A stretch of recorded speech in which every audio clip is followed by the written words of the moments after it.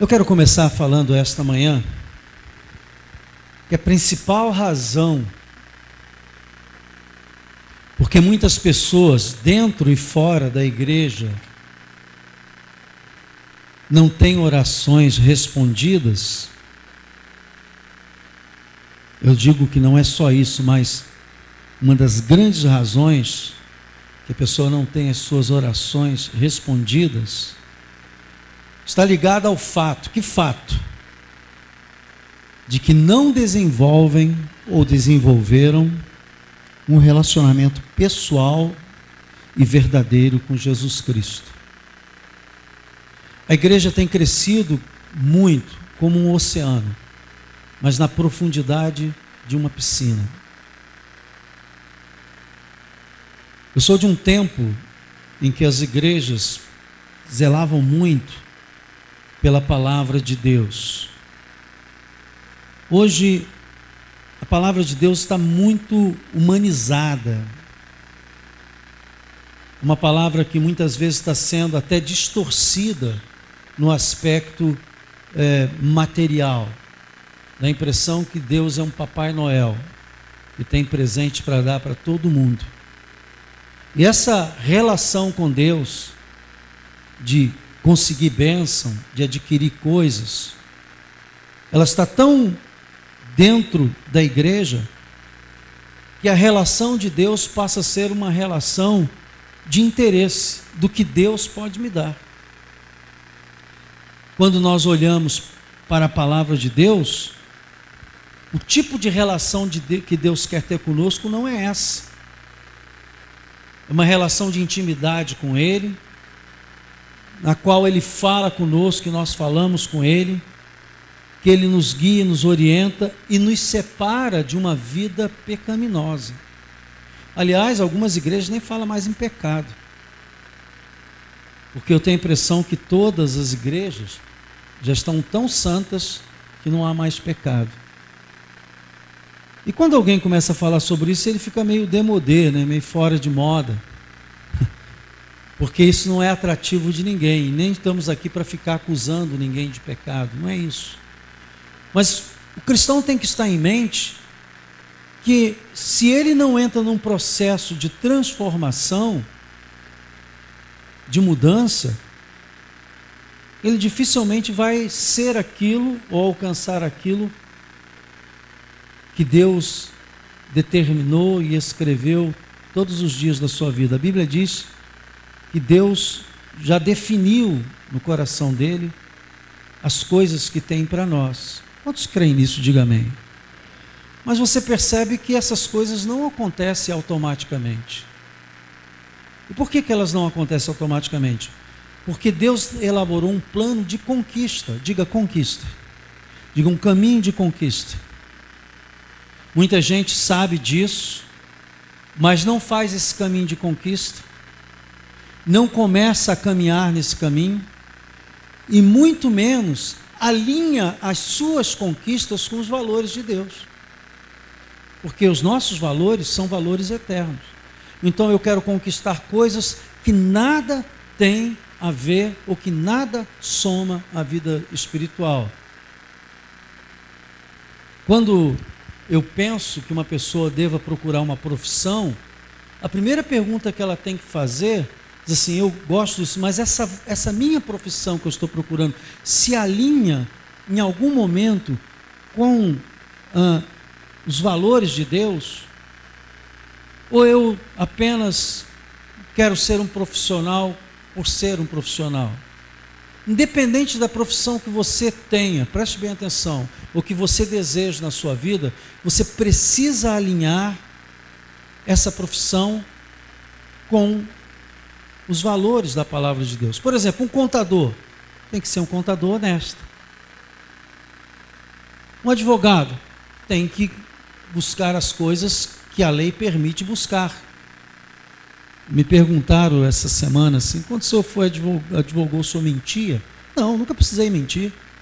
Por quê? Primeiro, é que eu conscientizava o meu cliente qual era a real situação dele. O que eu poderia buscar, como faria e se ele concordava. Se ele dissesse sim, Bem, não, pastor, doutor, tem que fazer isso. Não faço. Porque eu tenho a liberdade, preste bem atenção, de dizer não. Mas se o senhor perde o cliente, não tem problema. Aí vem a fé, Deus manda outra. Pastor, qualquer profissão, um vendedor, ele tem que alinhar a profissão dele com os valores espirituais. Não pode enganar só para obter o lucro, para vender. Então o que eu estou tentando dizer a você é o seguinte, que se você não entender que há uma conquista espiritual diária, constante, periódica na sua vida, a ser conquistada até o último dia da sua vida, você vai se perder nessa caminhada e daqui a pouco você vai estar triste, vazio, porque não há propósitos eternos, não há propósitos espirituais, não há propósito de crescimento, não há nada. Então, você aceitou Jesus, sabe que Ele é bom, crê nele, estou salvo, mas daqui a pouco a sua alma começa a ser contaminada novamente, porque são esses valores que vão manter você íntegro, são esses valores, a busca desses valores que vão... Pastor, eu não sou perfeito, nem eu peco também como você peca, mas a Bíblia diz que no dia de Cristo, Deus julgará a intenção do coração, aquilo que você lutou mesmo, que você tentou. Será que você pode esconder alguma coisa de Deus? Alguém pode esconder alguma coisa de Deus? A palavra não chegou às bocas, Ele conhece tudo, Ele sabe tudo. E eu hoje quero fazer uma leitura com você, que é uma leitura de alerta, falada por Jesus. Mateus capítulo 7, vem comigo aqui, Mateus capítulo 7. Eu gosto que você abra a Bíblia, nem sempre no celular, quando não tiver outra opção, mas no papel, para você fazer anotações. Se você pegar minha Bíblia aqui, você vai ver, está cheio de observações, os insights que o Espírito Santo, as revelações que o Espírito Santo coloca no seu coração enquanto você lê, enquanto você ouve a palavra, né? Diz assim, Mateus 7, 21, nós vamos só até o 23. Nem todo o que me diz Senhor, Senhor, entrará no reino dos céus, mas aquele que faz a vontade de meu Pai que está nos céus. Muitos naquele dia, quer dizer, no dia em que Jesus voltar, hão de dizer, Senhor, Senhor, porventura não temos nós profetizado em teu nome? Tem muita gente profetizando no nome de Jesus. Em teu nome não expelimos demônios? Tem muita gente tirando demônio por aí. Em teu nome não fizemos muitos milagres? Tem muita gente fazendo milagre em nome de Jesus. Mas a resposta revolucionária, que deixa qualquer um tonto de Jesus é essa. Então, naquele dia, ele está dizendo, então lhes direi explicitamente, claramente, sem deixar dúvida, nunca vos conheci.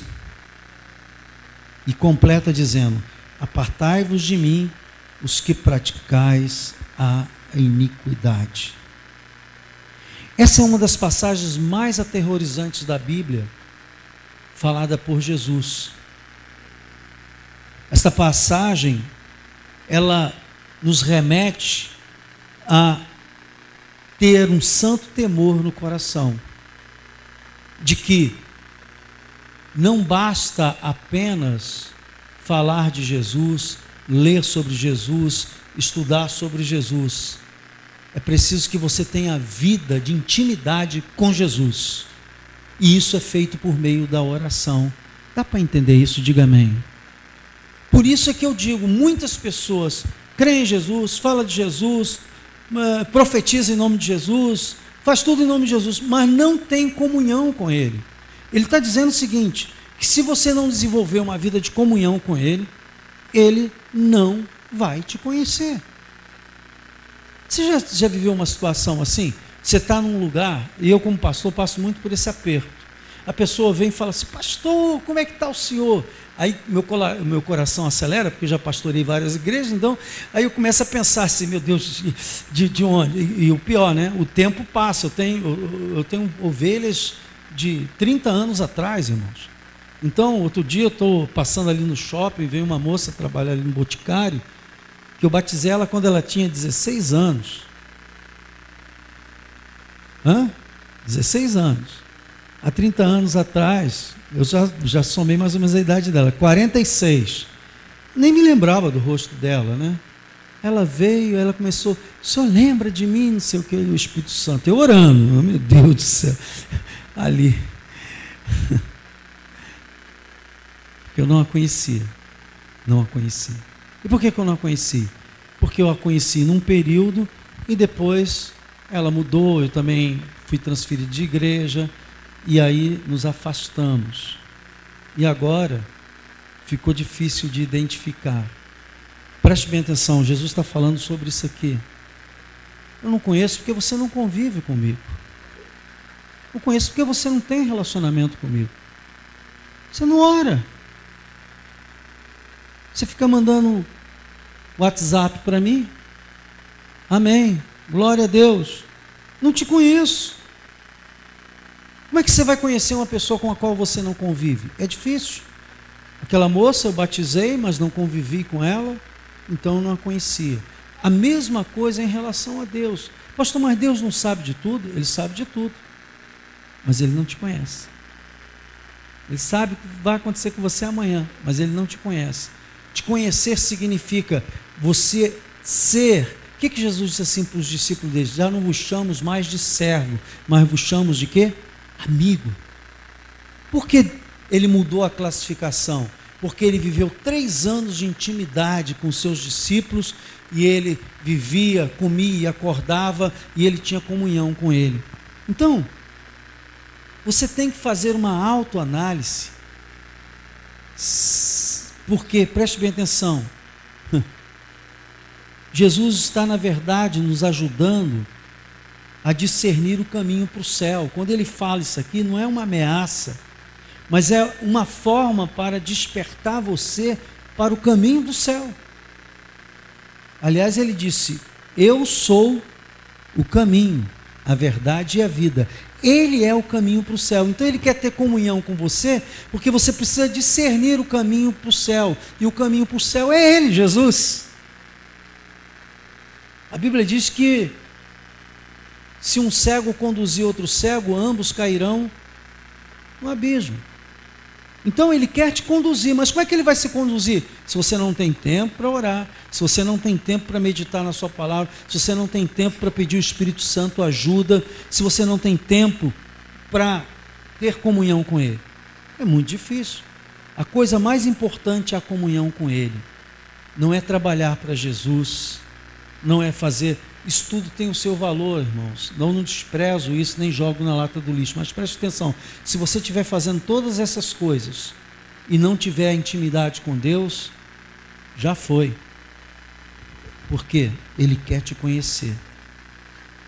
Ele quer te conhecer. Jesus quer te conhecer. E você vive nesse mundo, andando por aí, e nem fala e nem sabe. Se você, eu vou falar uma frase que não é uma frase bíblica, mas ela é muito pertinente aqui nesse momento. Quantos já viram aquele filme Alice no País das Maravilhas? Já viu? Tem uma hora que ela encontra com um gato. Ela chega numa bifurcação e ela não sabe se vai para lá ou para cá. E ela, ali naquela dúvida, o gato aparece para ela e pergunta, para onde você quer ir? Ela disse, não sei. Aí o gato responde para ela assim, se você não sabe para onde vai, qualquer caminho serve. Irmãos, preste bem atenção. Se você não souber para onde você vai, com toda a convicção do seu coração, você vai sempre viver à mercê de uma opção, de alguma coisa que te afaste de Deus, um negócio que te afaste de Deus, uma casa que te afaste de Deus, uma amizade que te afaste de Deus, porque qualquer caminho serve. Aquilo não é o teu propósito inabalável, o teu propósito maior. Então, por aqui, tem pessoas assim que ela troca ela negocia seu momento com Deus por qualquer coisa. Aí eu tinha que orar, mas agora apareceu uma situação, vou lá resolver. Irmão, ora primeiro e depois vai resolver. Não negocie o seu horário com Deus. Eu não posso porque eu tenho isso, eu não tenho posso. Há coisas que realmente não dependem de você. Mas eu recebi uma telefonema de uma prima minha, e ela está aqui no Rio de Janeiro esses dias. E eu queria muito vê-la e recebê-la na minha casa, mas estamos nesse processo de mudança, né? Aí eu disse para ela, ela falou, sabe que a gente podia tal? E eu falei assim, olha, antes que ela falasse alguma coisa, eu disse assim, domingo não dá, porque domingo é dia do Senhor. Domingo é o dia que eu estou na igreja. Eu não posso negociar o meu domingo. Não posso negociar o meu momento de oração. Eu não posso negociar o meu momento de ler a Bíblia. Porque se você começar a fazer isso, você está fazendo igual a Alice. Qualquer coisa serve. Qualquer caminho serve. Por quê? Porque eu não estou levando esse momento de comunhão a Deus, que tem que ser buscado em primeiro lugar, a sério. Você tem que fazer uma alta análise se você tem um relacionamento genuíno com Deus em primeiro lugar. Olha que a Bíblia diz, o alerta que a Bíblia nos dá sobre isso. 2 Coríntios 13, 5, 10. 2 Coríntios 13, 5, 10. Vamos lá. Olha só. Porque importa que todos nós, isso é o apóstolo Paulo, escrevendo aos nossos irmãos em Corinto, na sua segunda epístola, segunda carta, porque importa que todos nós compareçamos perante o tribunal de Cristo. Está falando o quê? Lá do dia final, como Jesus disse, todos nós vamos comparecer, para que cada um receba segundo o bem ou o mal que tiver feito por meio de quê? Você usou teu corpo para quê, meu irmão? Porque importa, e assim, conhecendo o temor do Senhor, persuadimos os homens e somos cabalmente conhecidos por Deus. E espero que também a vossa consciência nos reconheça. O apóstolo Paulo está falando aí. Vamos lá. Nós estamos aonde? Não nos recomendamos novamente a vós outros. Pelo contrário, damos ensejo de vos gloriardes por nossa causa, para que tenhais o que responder aos que se gloriam na aparência e não. Paulo está dizendo aqui, gente, vocês vão estar diante do tribunal de Cristo, não adianta você ficar vivendo uma vida religiosa, de aparência. Não adianta. Vai cair naquela situação que Jesus disse, eu não te conheço. Você viveu de aparência o tempo todo. Pedi para orar, você não orou. Pedi para visitar, pedi para você ler a minha palavra, você não leu. Pedi para... Você fez o que quis, seguiu o caminho que quis. E aí, um pouquinho mais. Porque se enlouquecemos é para Deus e conservamos o juízo, é também o que? Para o Senhor. Preste bem atenção no que eu vou falar agora. Existem crenças mal entendidas dentro da gente que nos enganam em relação à nossa comunhão com Deus. E eu quero fazer aqui algumas coisas assim, só uma pincelada para você entender. Vou dar um exemplo. Há muitas pessoas que acreditam que vão para o céu porque simplesmente é uma pessoa boa. Pastor, não faço mal a ninguém. Vou dar um versículo para você. Todos pecaram, inclusive você, que não faz mal a ninguém. E todos necessitam da glória, da graça, da misericórdia, do perdão, da bondade de Deus. Dá para entender isso? Diga amém. Então, a primeira coisa que você tem que se desenganar é que vai para o céu porque é bonzinho. Não há um só. Não há um só. Né? O único que foi bonzinho, chama-se Jesus Cristo, irmãos. Fora isso, todos nós. Outra coisa. Ah, pastor, eu casei na igreja, a bênção está sobre a minha vida, do meu marido. Sim, eu acredito. Agora ela tem que continuar. E essa continuidade tem que ser com a invocação de Deus. Você aprende no Casados, uma das coisas que você aprende no Casados para Sempre, que é uma lição, chama-se orar juntos. Você ora com a sua esposa, você ora com seus filhos. Quando a coisa começa a pegar lá, você vai para um canto, ela vai para o outro.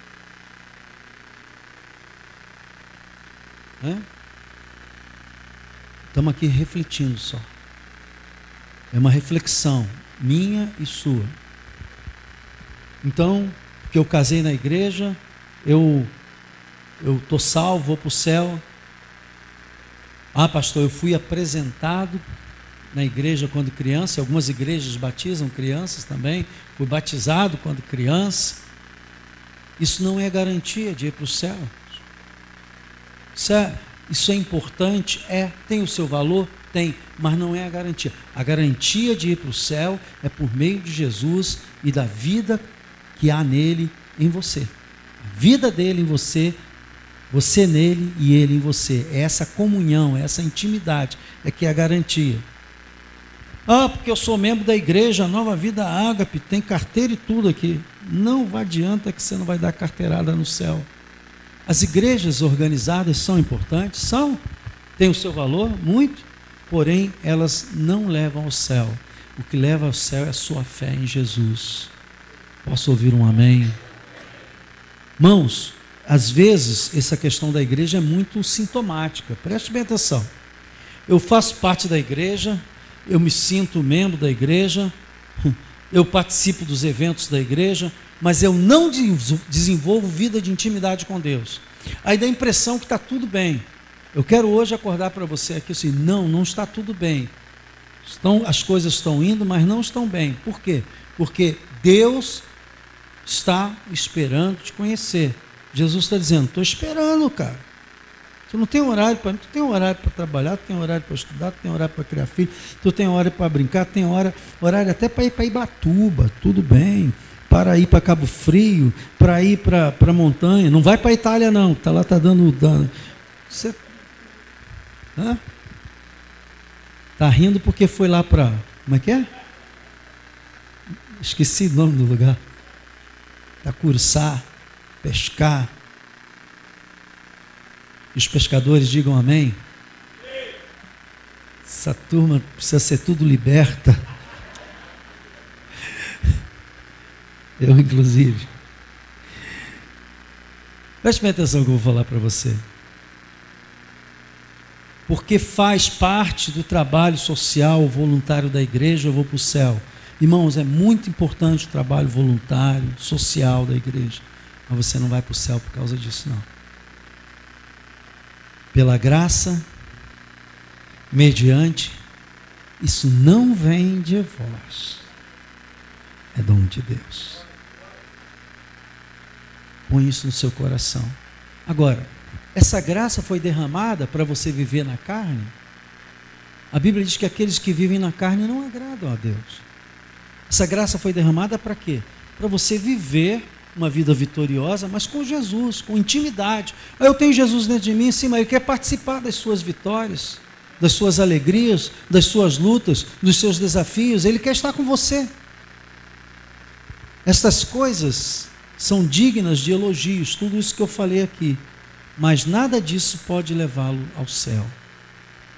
Há um grupo de religiosos na Bíblia, os escribas e fariseus, eram dois grupos, ou um só, dependendo, tinha quem era escriba e fariseu ao mesmo tempo,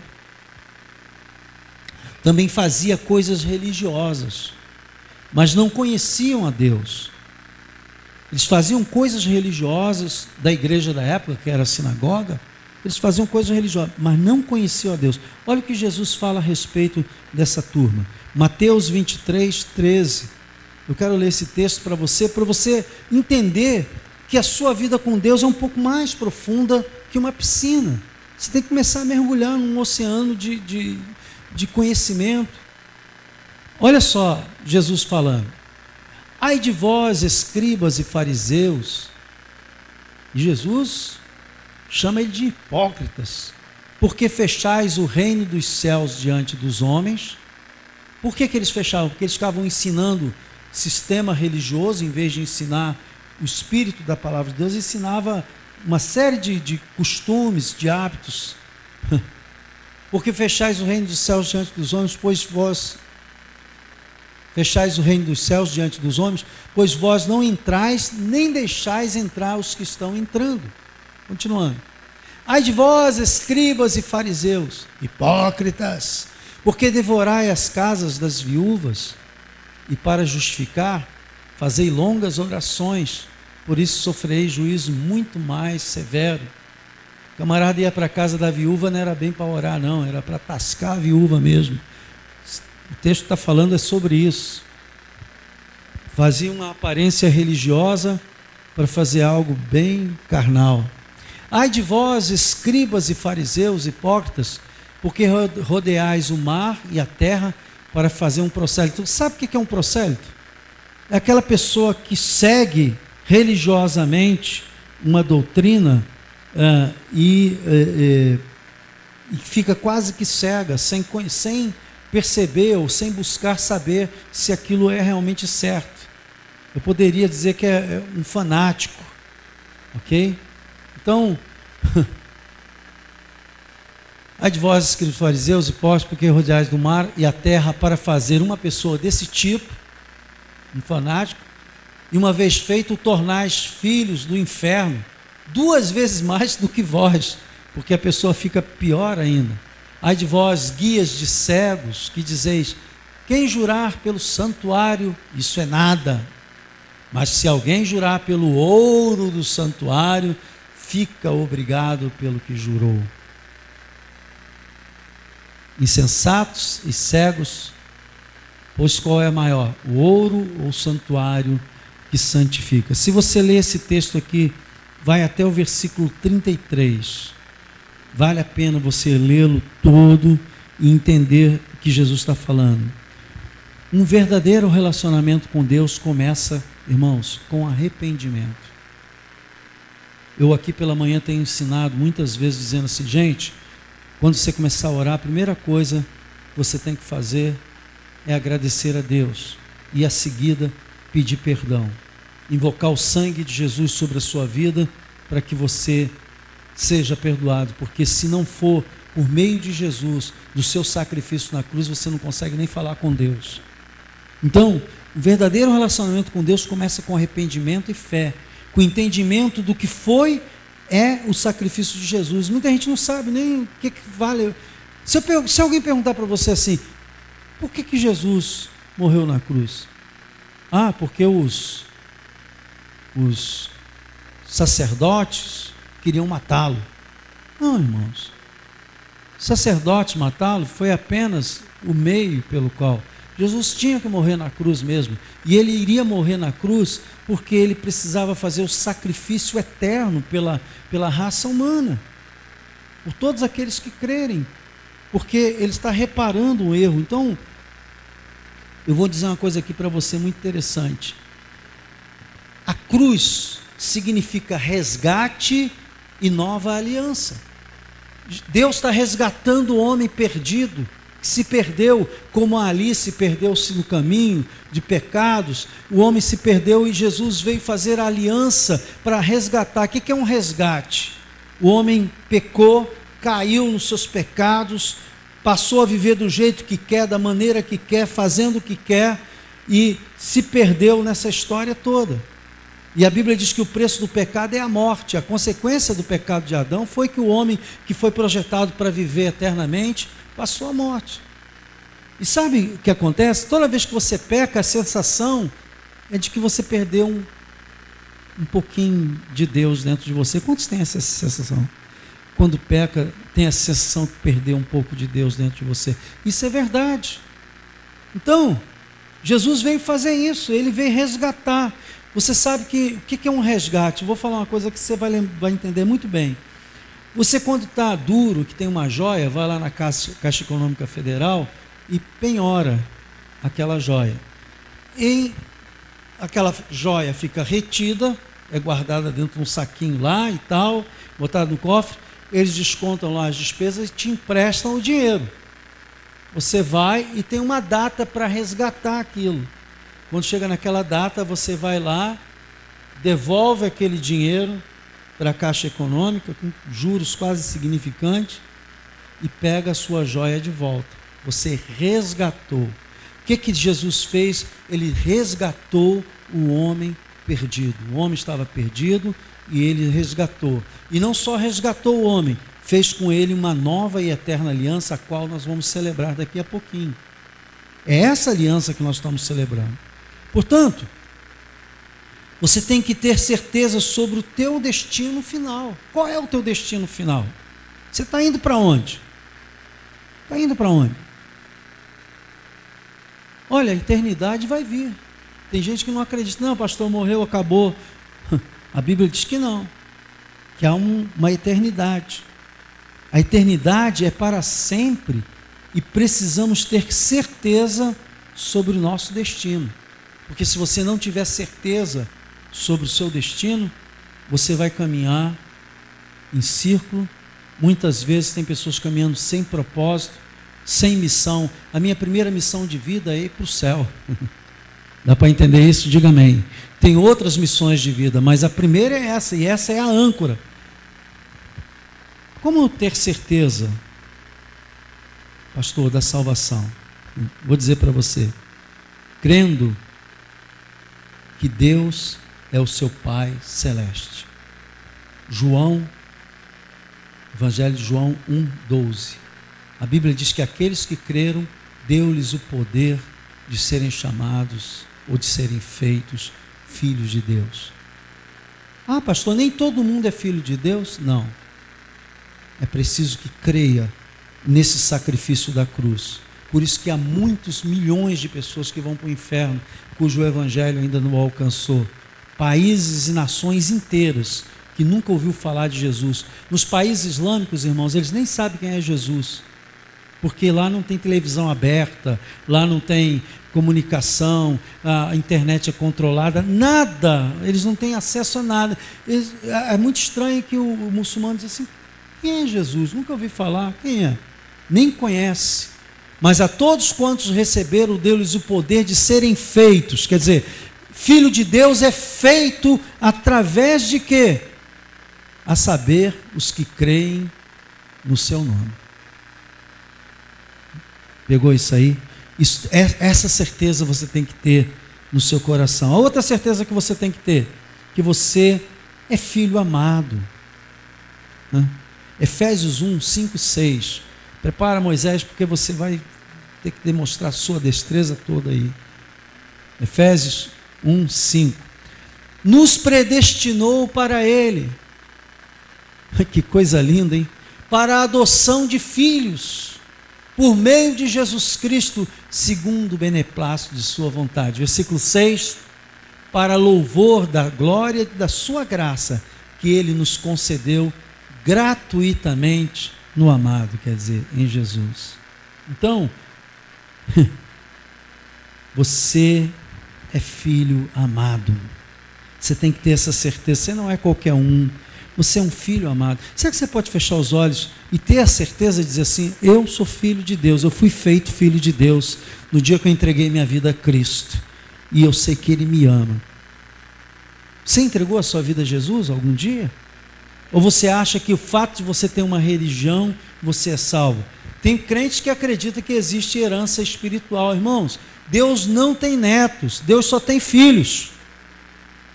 Pegou isso aí? Diga amém. Eu não posso passar a fé que eu tenho, a Bíblia diz, a fé que tem não é para ti mesmo. Posso criar meus filhos na igreja, posso ensinar a palavra de Deus e devo.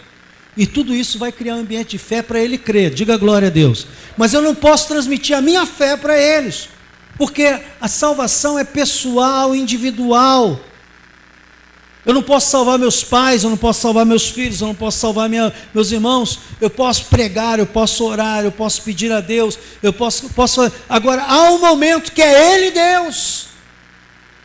Por isso que crente, filho de crente não é crentinho. Eu conheço muito filho de crente que virou diabinho. Conheço gente que foi criada dentro da igreja que hoje fala contra o evangelho.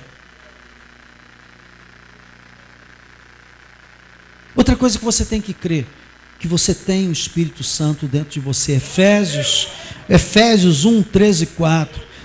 Efésios 1, versículo 13 e versículo 14. Desculpe. Versículo 13 e 14. Olha só o que diz lá. Vamos ler aqui.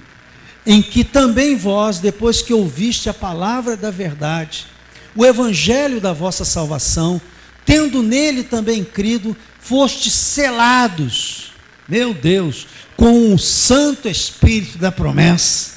Deus selou, você tem a marca. Pastor, qual é a marca do cristão no mundo espiritual? É a presença do Espírito Santo dentro de você. Você sabe que você identifica outro cristão. Eu estava almoçando ontem num restaurante e eu pedi lá uma coisa bem light, né? Você sabe que eu estou fazendo low carb, né? Low carb, mais ou menos isso. E eu pedi uma costelinha com molho de barbecue. Só metade. E salada. Aquela salada bonita. E um rapaz estava me atendendo muito bem. E eu percebi que ele soltou uma linguagem que é só do meio evangélico, numa fala dele lá. Aí eu olhei para ele e perguntei assim: você é da tribo? Aí nisso não entendeu. Podia estar pensando que eu era gay, né?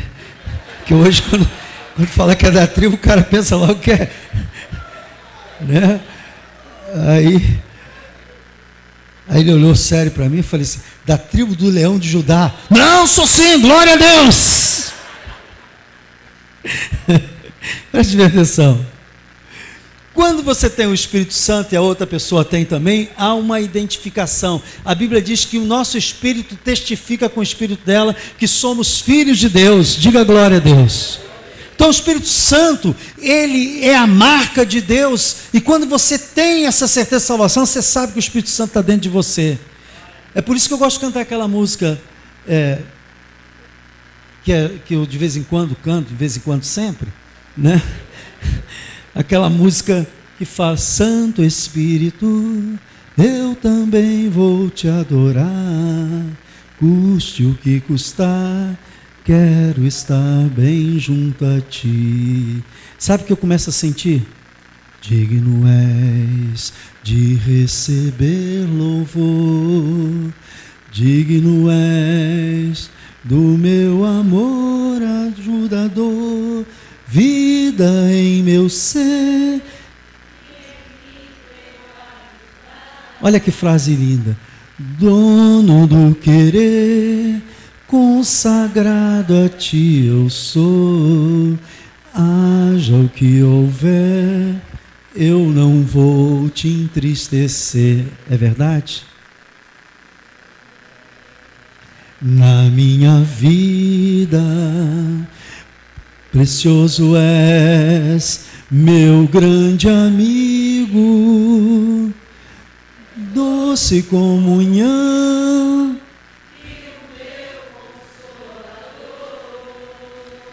Chega, gente, já estou quase indo para o céu. Pastor, o senhor canta, prega, eu faço qualquer coisa para que você saia daqui, numa manhã dessa, compreendendo o que é a vida cristã e o que é a vida com Deus. Porque vida religiosa, irmãos, não vai nos levar a lugar nenhum. Então, você foi resgatado, purificado pelo sangue de Jesus. É outra certeza que você tem que ter no seu coração.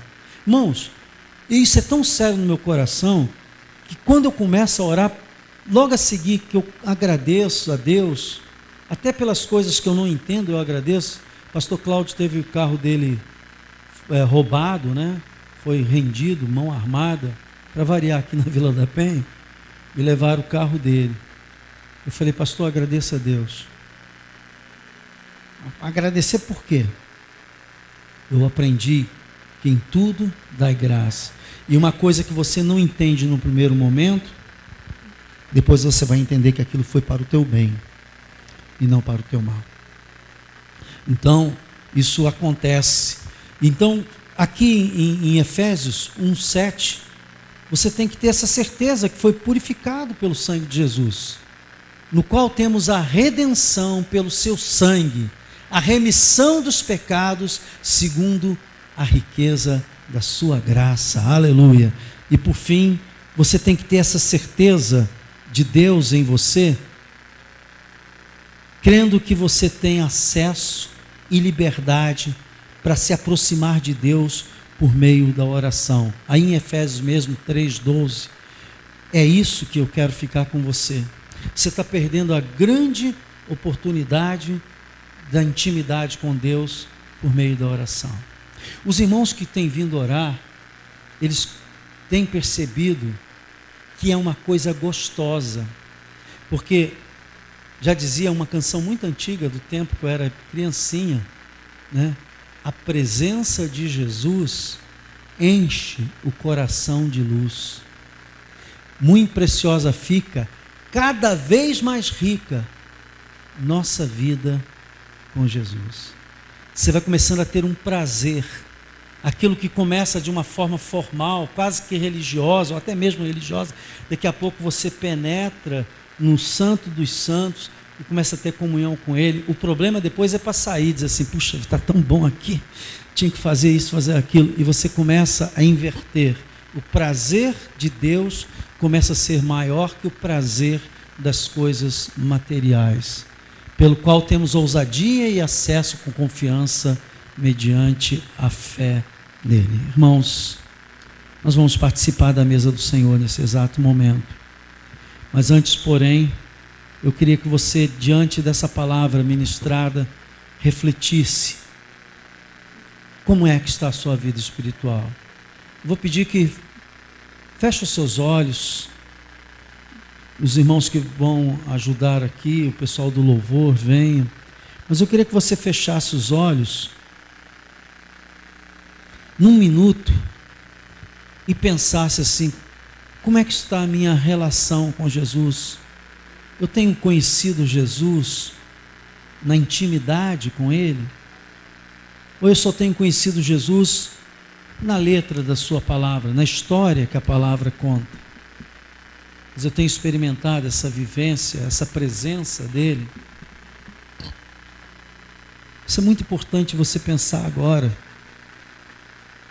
porque talvez o que está faltando na sua vida é justamente você desenvolver essa vida de intimidade com Ele por meio da oração. Mas talvez você diga assim: pastor, o senhor falou de tanta coisa aí que eu nunca ouvi na minha vida, e nesta manhã eu quero entrar em comunhão com Deus. Eu quero entrar em comunhão com Deus. Eu quero entregar a minha vida a Cristo. Se houver alguém que queira fazer isso agora, em nome de Jesus, assim, eu quero entregar a minha vida a Jesus. Eu nunca fiz isso. Não quero saber nem se você é evangélico, se você é católico, se você é espírita. Eu só quero dizer para você que esse ato é muito importante para Ele. Deus está esperando isso de você.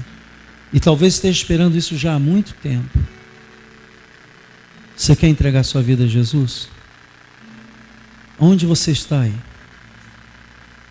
Todos nós estamos de olhos fechados, e eu peço que não está, que fique. Você vai botar uma mão no seu coração e vai levantar a outra para os céus, como um ato de entrega a Jesus. Enquanto eu faço essa oração, você vai orando comigo no seu interior. Diga assim: Senhor Jesus, eu entrego a minha vida em tuas mãos. Eu te peço perdão dos meus pecados. Eu te peço, Senhor, que tu me faças um desses filhos amados. Diga: Jesus, eu quero te seguir todos os dias da minha vida. Não quero olhar para trás, não quero olhar para o lado. Eu quero ter vida de intimidade contigo. Diga: Senhor, assume o controle da minha vida, para que ela não seja mais vazia, e nem que eu fique buscando outros caminhos que não seja o teu caminho. Em nome de Jesus. Pai, eu também oro por aqueles que estão fracos na fé, que dizem: eu preciso melhorar a minha comunhão com Deus. Pai, que nesta hora, no poder do Espírito Santo, venha sobre eles, ó Deus, uma unção nova. Lava com teu sangue, lava com teu sangue. Senhor, a tua palavra diz que é o lavar regenerador do Espírito Santo que vem, aconteça agora no coração de cada um, lavar de perdão, de restauração, de renovação, de um novo propósito, de uma nova etapa. Senhor, que neste momento aconteça no interior do coração de cada irmão aqui, que está vivendo e precisando, Senhor, crer para manter a sua vida de intimidade e obediência a Deus. Em nome de Jesus eu oro e te agradeço.